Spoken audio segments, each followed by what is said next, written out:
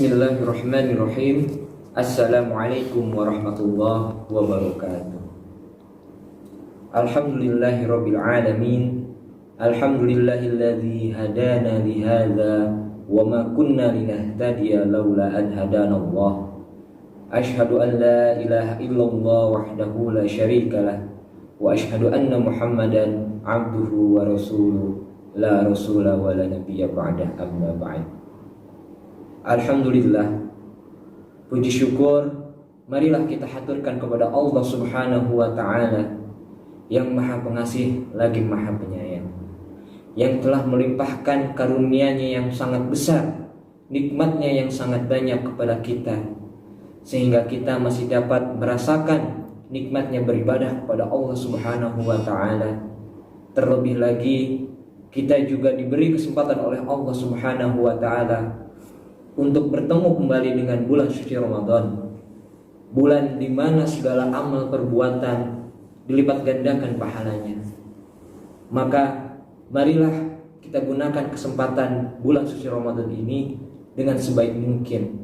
Nastabiqul khairat, marilah berlomba-lomba dalam kebaikan. Salawat beriringkan salam, marilah kita haturkan kepada junjungan kita Nabi besar Muhammad sallallahu alaihi wasallam, manusia terbaik di muka bumi yang Allah utus ke dunia ini membawa wahyunya, membawa Al-Qur'anul Karim sebagai pedoman hidup di dunia. Marilah kita selalu jangan lupa untuk bersolawat kepada Nabi. Jangan sampai lidah kita kosong sehari dari bersolawat kepada Nabi. Marilah kita ucapkan Allahumma sholli ala Sayyidina Muhammad sebanyak-banyaknya, supaya kelak kita diakui sebagai umatnya pada hari akhir kelak. Amin, amin ya rabbal alamin. Hadirin yang dirahmati Allah, tidak terasa kita telah memasuki pertengahan bulan suci Ramadan, tepatnya pada tanggal 17 Ramadan. Dan malam ini adalah salah satu di antara malam-malam yang ditunggu oleh umat Islam, di mana terdapat kejadian yang sangat istimewa, yaitu nuzulul Quran. Diturunkannya Al-Quran oleh Allah Subhanahu wa ta'ala kepada Nabi Muhammad SAW sebagai petunjuk dan rahmat bagi dunia. Para ulama telah menggambarkan peristiwa tersebut sebagai malam yang sangat dimuliakan dan diberkahi oleh Allah Subhanahu wa ta'ala. Malam nuzul Quran ialah salah satu malam di antara malam-malam yang terbaik. Selain berada di tengah bulan suci Ramadan, momentum nuzul Quran sendiri dipercaya membawa banyak kebaikan dan pelajaran berharga bagi yang merenunginya. Maka sebab itu kebanyakan ulama berpendapat bahwa malam nuzul Quran ini sebagai malam pembawa petunjuk. Hal ini didasarkan kepada firman Allah Subhanahu wa ta'ala yang tertera pada surat Al-Baqarah ayat 185. A'udzubillahi minasyaitonirrajim. Bismillahirrahmanirrahim. Syahrul Ramadan alladzi unzila fihi al-Qur'an hudal linnasi wa bayyinatin minal huda wal furqan. Yang artinya bulan Ramadan, bulan di mana diturunkan Al-Quran sebagai petunjuk dan sebagai petunjuk bagi manusia, dan penjelasan-penjelasan petunjuk tersebut serta pembeda antara hak dan batil. Pendapat ini didasarkan kepada riwayat-riwayat Ibnu Abbas yang antara lain Al-Quran diturunkan ke langit dunia pada Lailatul Qadar, kemudian ia diturunkan selama 20 tahun. Al-Quran itu dipisahkan dari Al-Zikr, lalu diletakkan di Baitul Izzah, langit dunia. Maka Jibril mulai menurunkannya kepada Nabi Muhammad SAW. Al-Quran diturunkan sekaligus ke langit dunia pada Lailatul Qadar pada bulan Ramadan, kemudian ia diturunkan secara berangsur-angsur. Turunnya Al-Quran merupakan peristiwa besar yang sekaligus menyatakan kedudukannya di hadapan penduduk langit dan bumi beserta isinya.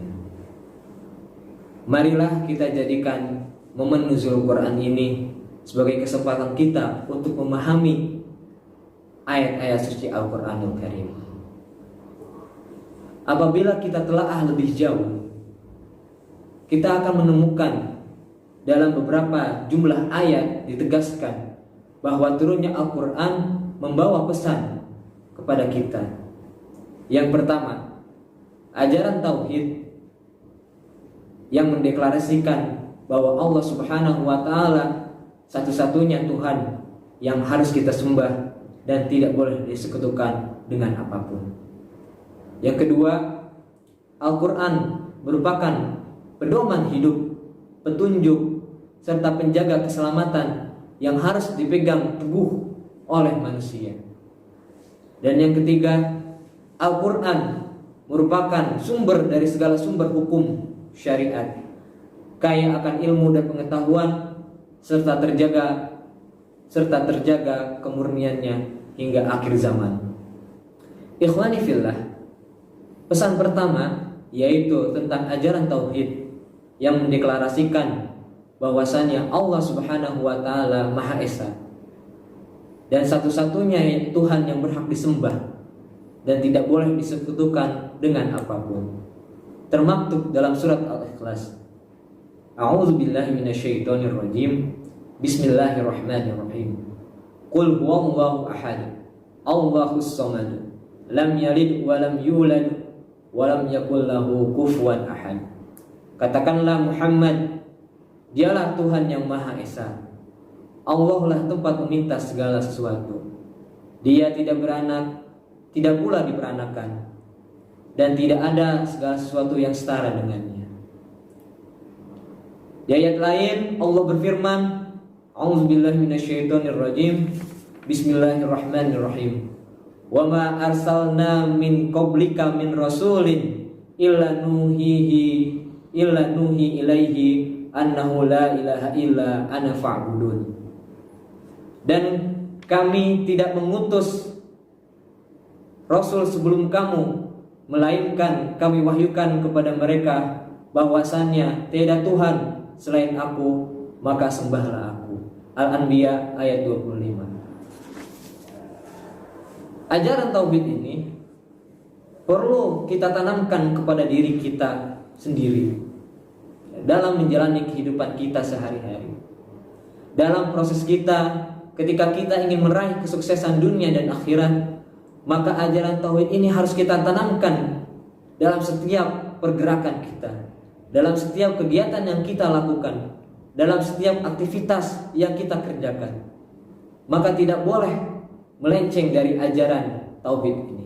Pesan yang kedua ialah bahwa Al-Quran merupakan pedoman hidup, petunjuk, dan penjamin keselamatan yang harus dipegang teguh oleh manusia.